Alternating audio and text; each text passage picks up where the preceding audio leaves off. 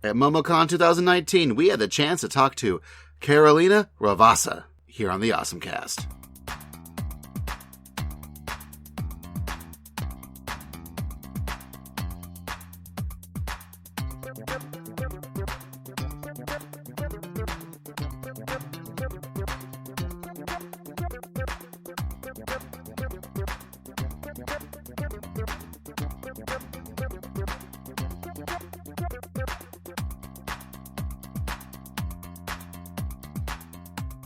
What made you take an interest in acting? I was a hyperactive child at the age of 3, and I think my parents, as artistic beings, realized their 3 daughters were artistic as well. So we were always very involved in all sorts of fun, creative things. And I guess I turned 5, and I had been doing chorus stuff and singing and dancing on my own. And so when they were auditioning for a school musical, my mom's like, "Are you interested in this?" And I'm like, "I think so, yeah."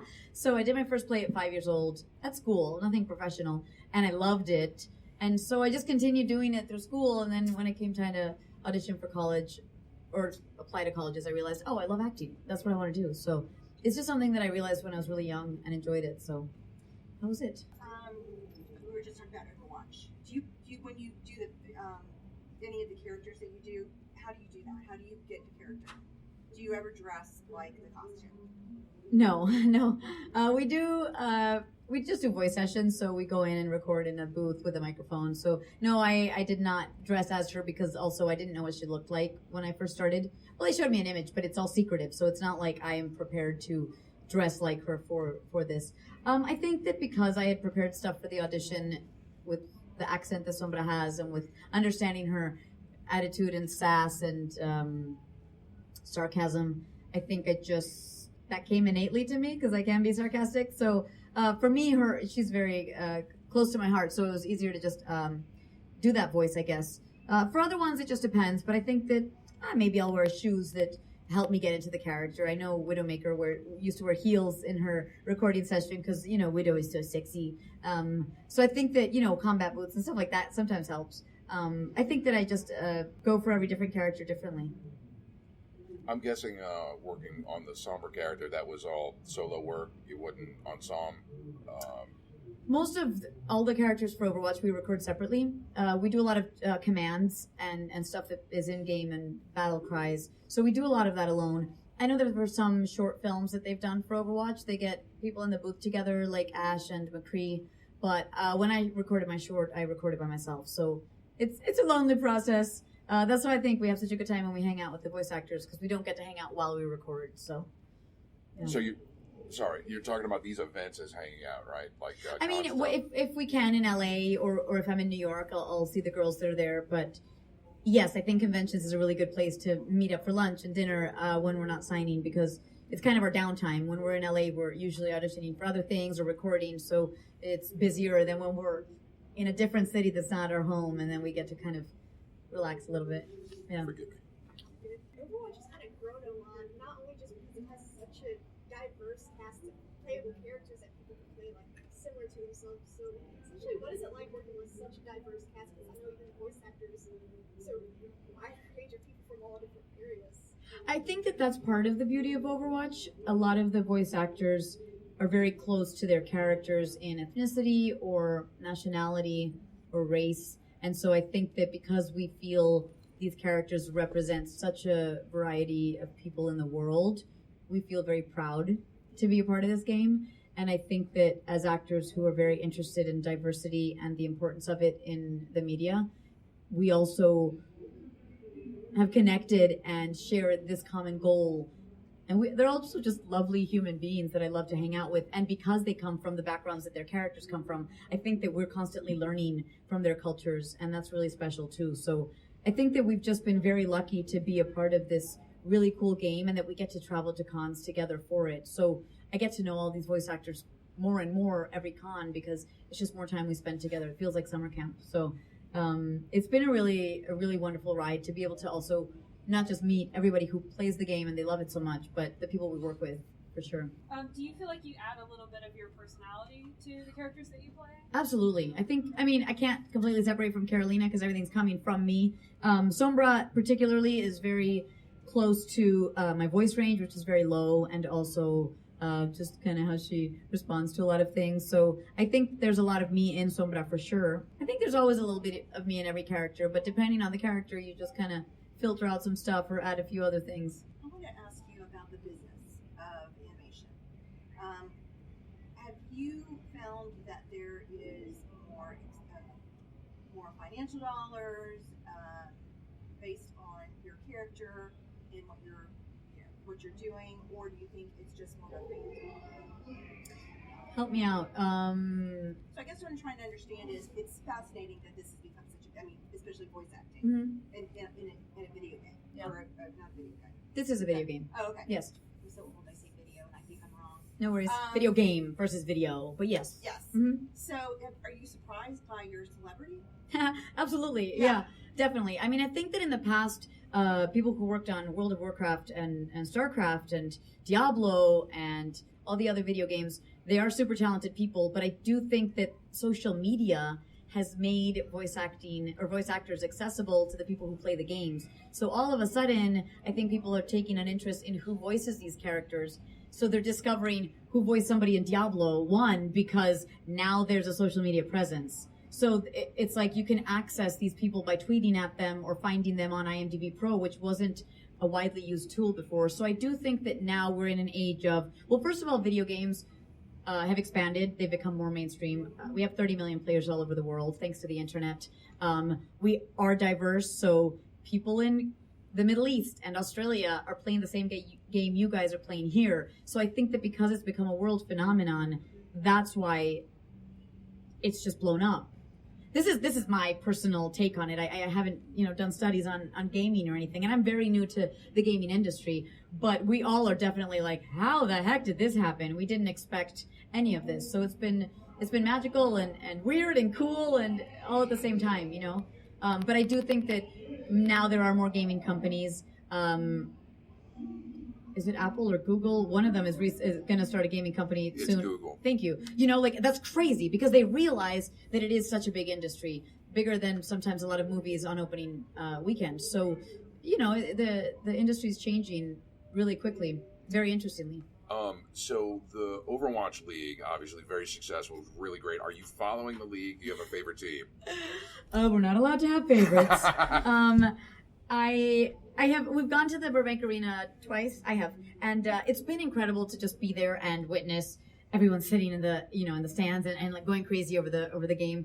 It's such a fast game and the screen, there's so much going on that I can't follow it.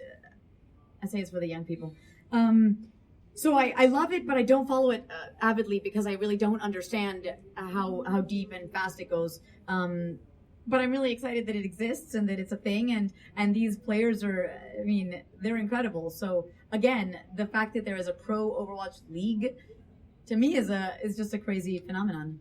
So It's fabulous. do you play? I played twice, and no. Well, I played on somebody's account, so I don't even have a screen name for that. I was terrible. I did it for fun. I played Sombra to try it out and have some laughs. I tanked horribly, no pun intended. I think a tank is easier to play than Sombra. So I don't know. I'll play again, but it's not something that I'll take up on my spare time because it's too stressful for me. I need to relax and not worry about being killed. What do you think it means for women? I think the gaming industry for women has changed in the last 5 years incredibly. Overwatch, I will get to you soon, I promise. Overwatch has a lot of fabulous female characters that aren't just cute and dumb and blonde, and they're not just sexualized. They are really strong, interesting, smart, cunning females. And I think I really love when I meet female gamers who have gotten into the game because of Overwatch, and likewise men who play the female characters because they say, oh, Diva's so much more badass than some of the guy characters. So I do think that because there are female characters that women like to play, now there are more female gamers, and I think that it's just growing in general, and it's a really positive thing. What's it like when you do get the chance to maybe catch an Overwatch League game, seeing how prevalent Sombra is in the game? How cool is that to see these pro players playing someone who you got the voice? It's really magical. It's funny. Sombra wasn't being played last season as much. Now more so, and I was randomly in Colorado with some girlfriends, and they were trying to understand this Overwatch thing because they don't play, and they turned on the TV and it was on. And they're like, wait, isn't this your thing? And I'm like, yes, it is. And then, oh my God, Sombra was on screen, and I was like, ah! So I was like, that's me. Okay, I just did my EMP. That's my electromagnetic pulse. Okay, now I just hacked somebody. But I was still having a really tough time following it because it was so fast. So to me, it's just this fascinating thing. But I also know that a lot of the pro gamers are Korean. So they probably play in Korean and not in English, so they're not even listening to me, which is totally fine. It's just this, I'm still just flabbergasted by it all. To me, I'm in awe of this new thing. I think it's great, and I'm humbled that they're playing my character, you know? I have a question. Sure. Hi, so I remember you from the Colgate commercials. From the what commercial? The Colgate commercials. Actually, it's Crest, but that's okay. Okay, sorry about that. So how in other areas have you been able to transition in your life other than voice acting and commercials? Well, it's funny. I didn't start voice acting. I just consider myself an actor who does a lot of things. So I did do a lot of voiceover work in New York for Spanish products because I speak Spanish. So, you know, I've done a lot of radio spots that you've probably never heard on Spanish radio for different commercials. And one of those was Crest. I did 2 on-camera commercials for that. So it's like I started doing that and then got more into video games and animation. And to me, this is way more fun, obviously, than selling a product. So I like to think it's this big tree of acting, and there's many branches, and I like to do many of them. So I love pursuing drama and TV. I love doing sketch comedy. I do a YouTube channel show that's called His Anglo-Saxon, where I play sketch comedy characters. I do voice acting. Sure, I'll do commercials if you want me to, you know. I think that as actors, we just like doing a lot of things. So I'd love to do more TV, films, you know. So to me, it's just a big kind of, I like to cross the gamut. Yeah. Have you been approached by any businesses to promote their products? Sure. I don't know how that's interesting or relevant right now. I guess, yeah. Based on the Sombra here. Yeah, I mean, I can't really promote anything as Sombra, because Sombra belongs to Blizzard. But because I have a following on Instagram, some products are like, hey, could you plug us and we'll send you some, you know, facial products or some yoga tights because I do a lot of yoga. So stuff like that. I know that people have brand deals with things, but I haven't really delved into that yet. What are you passionate about outside of performing? I'm stuck in the 90s, so I love rollerblading. Fantastic. Yes, I do that in LA all the time. I love trying different kinds of crazy food. So take me to an Ethiopian restaurant. I love Arab food. I love Mexican. I love sushi. So I will try anything once if it's weird and cool. And if I like it, obviously I'll eat it again. And because we're so busy traveling and working, I really just, I've been enjoying hanging out with friends more, you know, having dinner, a glass of wine, getting to be with my close people because we're on the road so much. So when I have downtime with my sisters or good friends, I enjoy that. Good question. Thank you. How did you get into rollerblading? Dude, how did I get into rollerblading? I started in the 4th grade. No, really. When I was young, I think one of my parents' friends just had some extra rollerblades and they were my size and they're like, oh, does Carolina want to try? I was like, sure. But I think I was scared, but I just loved it. And then it became this thing that I do, and I can rollerblade for 28 miles because it just makes me happy. Yeah, because it's kind of like gliding, but it's not jogging because I hate running. So it's like this happy balance of you're on, like I love biking too. I'll ride my bike a lot of places, but I just like exercise. It makes me happy.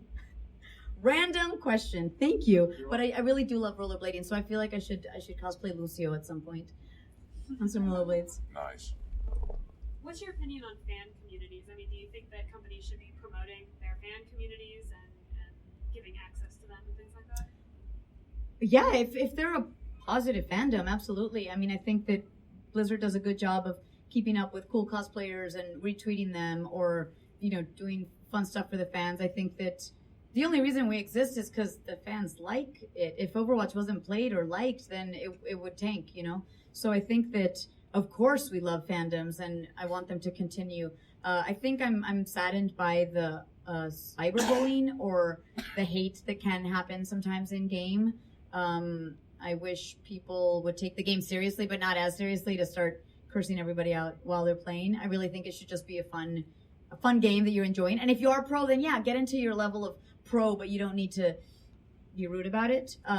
But yeah, of course. I mean, if the company can promote a fandom, absolutely. But I don't know enough about how that works. And like, there's such big companies, and I'm sure they have a lot on their plate. So I really don't know what it entails to, foster a fandom. But as voice actors, we absolutely love all the fan art and meeting you guys and being able to share with the community online for sure. At what point did you realize it was a big deal? I think I was invited to BlizzCon because that's where they were unveiling my character about 8 months after the game had come out, and I had no idea what I was getting into. And then my character appeared on the screen as a reveal for the short film I had recorded, and I heard the fans going crazy, and I was like, and there was about 30,000 people there, so that was pretty crazy and exciting and a little scary because I'm like, what is happening? So, but I still didn't understand how big it was. And then I started getting invited to conventions, and then you just start realizing, oh, we have 35 million players all over the world. That is a lot of people. So I'm still amazed by it. But I think it hit me at BlizzCon. Oh, that's what this is, I don't think anybody in Overwatch really realized until a couple months after that BlizzCon, because we hadn't been introduced to each other. We didn't realize the community and family we were being brought into. And then we saw the reaction after that BlizzCon in November. So the rest is history. Let's get a question from the back row. If you were given the opportunity to give advice to an individual that was aspiring to be a voice actor, what would that advice be? I think that the most important thing is to, first of all, definitely love it. I encourage people to take acting classes, even if they're not voice related, like voice specific classes. We use our voice as an instrument all day, every day. If you mess up your voice in one recording session, you can't continue to work. So understand that it's an instrument that you need to take care of and use properly. So take classes, learn how to do networking in your local community and find local auditions. Those people will help you get work, hopefully. There's a lot of online ways to find auditions. So we are in this new world of technology, and you can get jobs that way. And we always recommend I am not speaking English. We recommend a website called iwanttobeavoiceactor.com. Literally, as simple as that, because it gives you tips on how to break into the industry. I've always lived in New York or LA, so I don't know what it's like in Atlanta, but find out how actors get it going here, and that's how you start building your own community or create your own work. Absolutely. What's something that's important to you that you would like to share with more people? Be kind. I think because we live in a digital age, people hide behind their screens a lot. And if you follow me, I hope it's because you like Sombra or what I do. So if you have a crappy comment on my personal Instagram, why are you on there? And I feel like we are constantly putting out positive stuff for the community. I would love to receive that back. Not that I've received a lot of hate. I'm just giving an example of like people hating and hiding behind their screen name because it's anonymous. And I think that we just need to practice kindness in the world with anybody we can, because it's a dark world out there. I'd love to share more love. Thank you. Thank you. Last question. So, how have you been able to be a hero, an anti-hero, and a villain in your own life? I think having a sense of humor helps to be an anti-hero because you don't take it so seriously. I don't think I'm a villain. I'd like to think I'm not. You know what? I think that I'm not a hero. Thank you. Sombra is all of those that you mentioned. But I think that us going to conventions and getting to meet people who've been moved by the game and listening to their stories and be able to give a meaningful hug and share our love with them and receive it. I think to me, it's a really important interaction, and I take it very seriously, and I appreciate the love we receive and the fan art I get. I don't take any of that for granted. So I do think it's just a lovely way to share our love for something that we connect on. So, yeah. Well, thank you very Thank much. you. We appreciate your time. Thank you. Thanks for listening to yet another production of the OSMcast, your podcast for everything awesome. You can find us online at awesomecast.com, OSMCAST.com, or, wherever you find your podcasts, just search for OSMcast. You can also find us on the social medias, OSMcast at Twitter or on Facebook. Of course, you can also find our wonderful interview guru, the greatest living interviewer, John Robbins, at J5 is Live. Or perhaps you'd like to follow our amazing editor, Anna, at Angel Darkfire. Or just me, at It's Basil Time on Twitter. Our theme song is produced by DJ Inabito, and you can find him online at djinabito.com. And once again, thanks for listening to the Awesome Cast. We appreciate you.